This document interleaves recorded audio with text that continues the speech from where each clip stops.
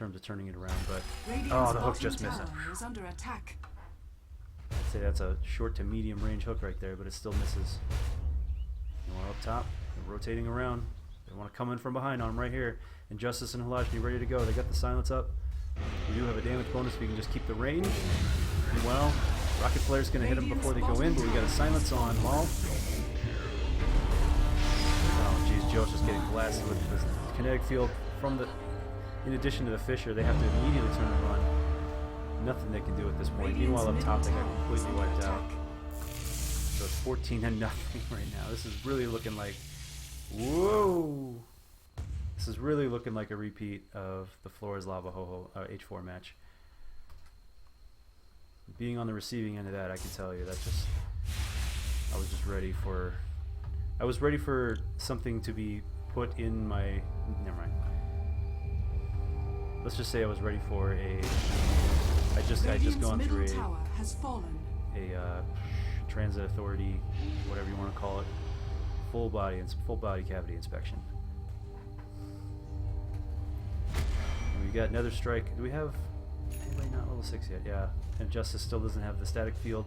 And a defensive build is great if you have.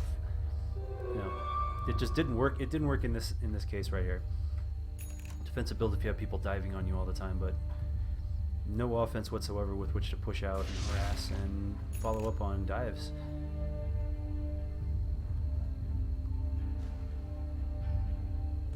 We do got boots on Joas.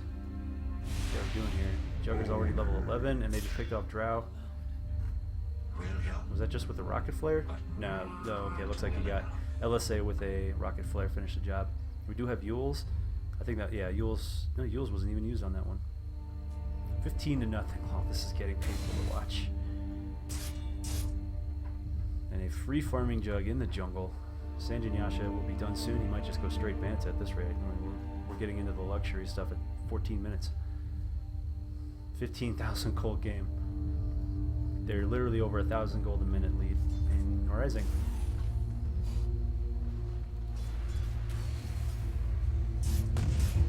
Rocket Flare keeps getting vision. Places that Cannonballs don't want to see, don't want them to see. Rotating around, they got the Yules combo at the ready.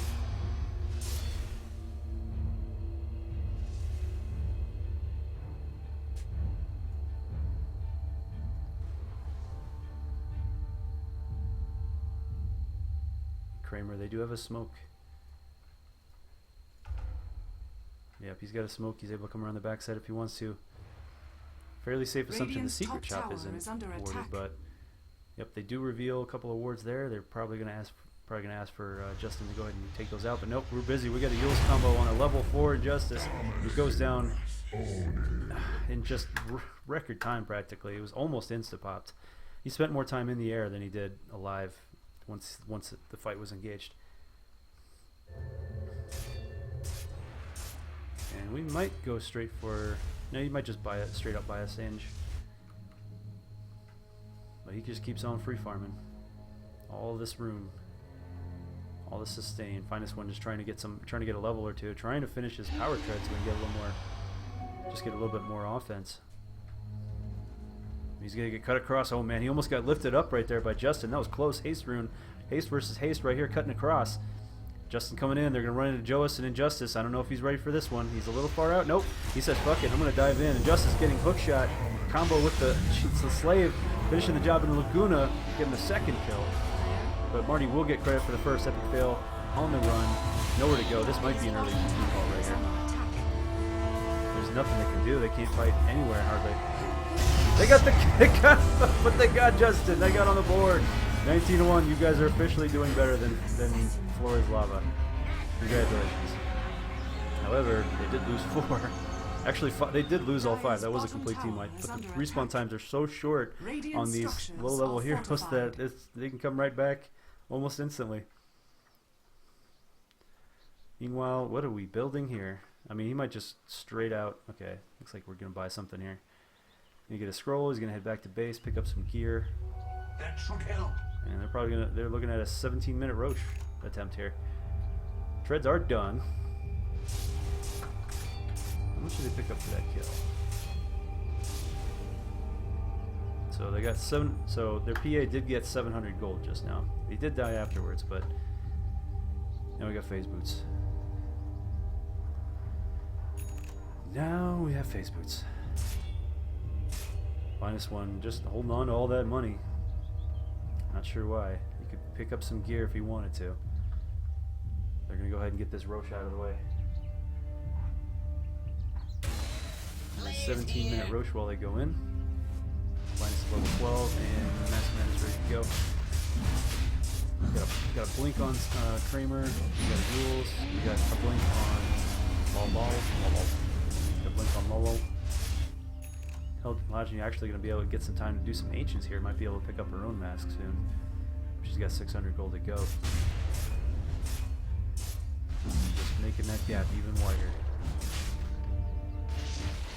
Roshan has fallen to the Now down. we're looking at a 20,000 gold game before the 18-minute mark. Here we go. Dalren's going to get kicked off here. The rules combo leading off with the LSA. Solo and no problem with Blade, finishing the job quickly and leaving other room for other skills here. And a big party in the cogs right here. But no, we turn around with the curse and it's going to be on Lolo. But nope, he's going to survive it. Just not strong enough. -1 just diving in with the Master Man's pop. Jos actually survives that. But they do lose 2 and lots of ults down. And Justice is going to sacrifice himself. 3 for nothing. 24-1.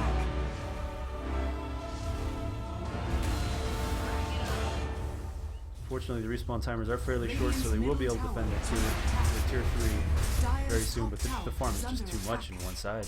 The advantages is too much. We got blade mail, we got multiple blinks, we got Aegis, we got.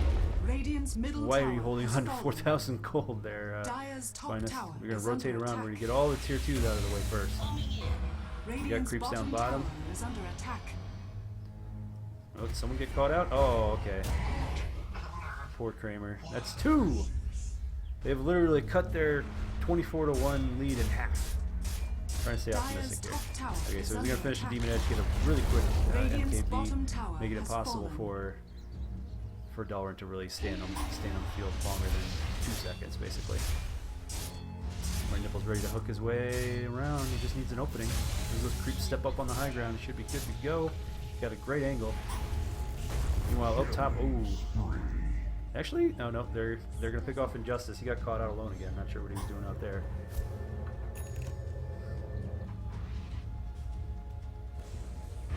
All the pressure's back on. They need 9 more kills. Oh, nope. Now they need. So they did lose Marty there. So now to maintain this 24-1 ratio, you need to get 72 kills now. So pressure's on, Rolf. Pressure's on. And we have our MKB on the way, I believe. Yep, there it comes.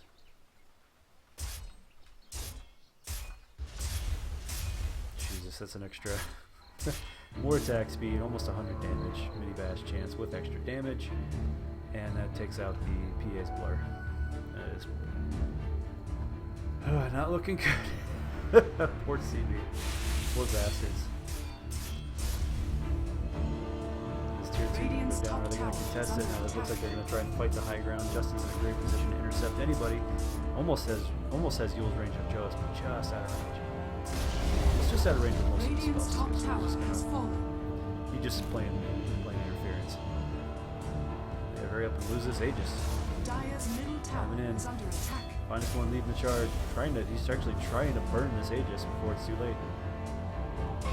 Defending high ground. Kramer is going to steal. Burn. Not bad. Honestly, given the low hit points of these heroes, getting a Splinter Blast would have been lucky. Omni Slash killing 2 before even picking off 2 with the Omni Slash. At this level, if you pick off 1, you're doing a good job. He gets 2 solo. Dalren getting LSA combo. There's yep, there we go. He's foul play. Yep. Please call GG. So we're back to a 10-to-1 kill ratio almost. Just need to pick off -1 more time. And that's over. With a 10-to-1 kill ratio for, well, they're going to be back on the board with a win to their name. So we're going to be 1 and 2. CB are going to be 0 and 3, probably dropping out of the bottom right now. You go Curse doing almost nothing. Virtually, that Aegis is actually going to expire before it gets burned. And there goes Injustice one more time. Joe's going to get picked off, and they do get their 31st kill. Oh, maybe not. Okay, they got 30. Dire's bottom tower, Radiant's top barracks, has fallen. You gotta give them points. You gotta give them points for at least sticking with it and being tenacious. But there's almost no point to this. They're gonna get Finest One. He spins around in the air, gets his LSA down. The Finest One's gonna get 3 hits, and that's it.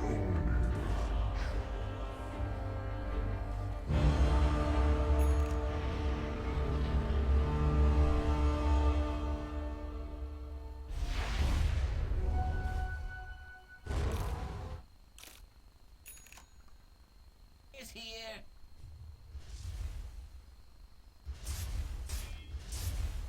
Oh god, don't look. Oh, jeez, they did have a little comeback there.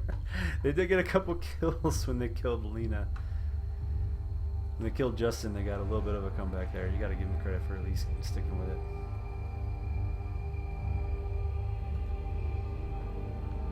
At this point, Dalrin needs... Like at this point, Blade Mail might be the best way to go. Hopefully, Finest could kill himself with all that hellacious damage, plus the Mask of Madness. That might be his only saving grace at this point if he just straight up Blade Mails. Blade Mails for everyone.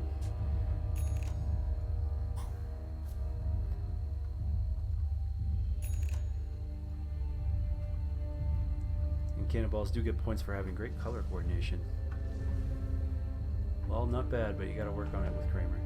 You gotta talk to your stand-in about that.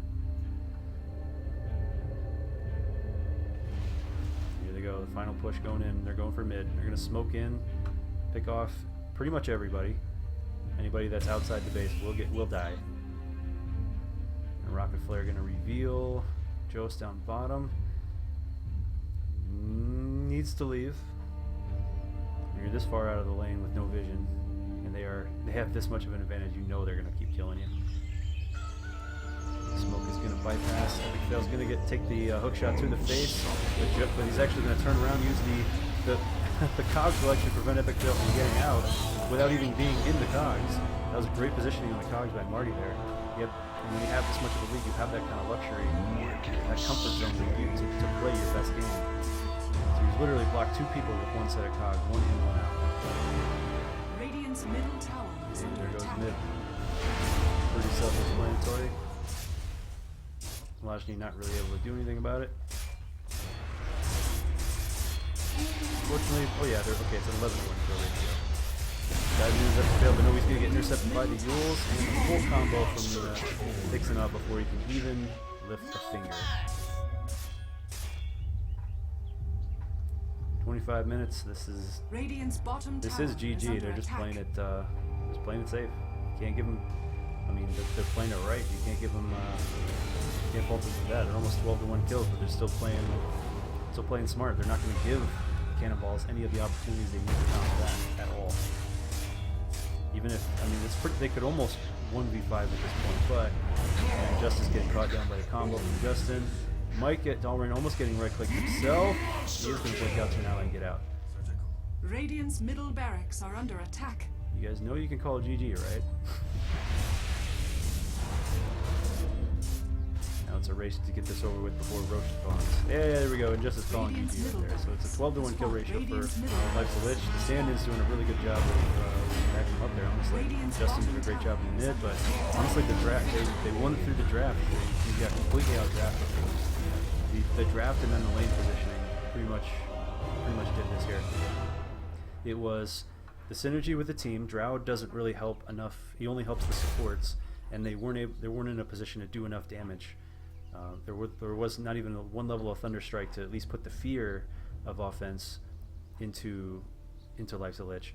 There was a mid that was like just a completely outclassed mid, mainly because PA just cannot go toe to toe with Lena. She has way more range, and at best you can just spam the Stifling Dagger till you're out of mana. The other part was the rotations were, I mean, Epic Fail was, I'm sorry dude, it was too aggressive. you were up against the tri-lane as a single melee. You were trying to get ganks early, and it completely backfired. And that started the feeding cycle, honestly. And from there, Clock did you gotta give Marty's probably the MVP here because he held off an entire tri-lane and then soloed an entire tri-lane by himself, doing a good job with his Rocket Flare, keeping up his own farm. And he was able to maintain, and he was able to dive in once he had 6, and he was able to start picking off supports. And that's about the end of this story. Cannonballs got to go back to the drawing board and see what they can do. They're 0-3, but we still have many weeks to go. They can still get on the board. And Life's a Lich finally taking a win. They're going to be 1-2 going into week 4. Nice game, guys. Nicely done, Life.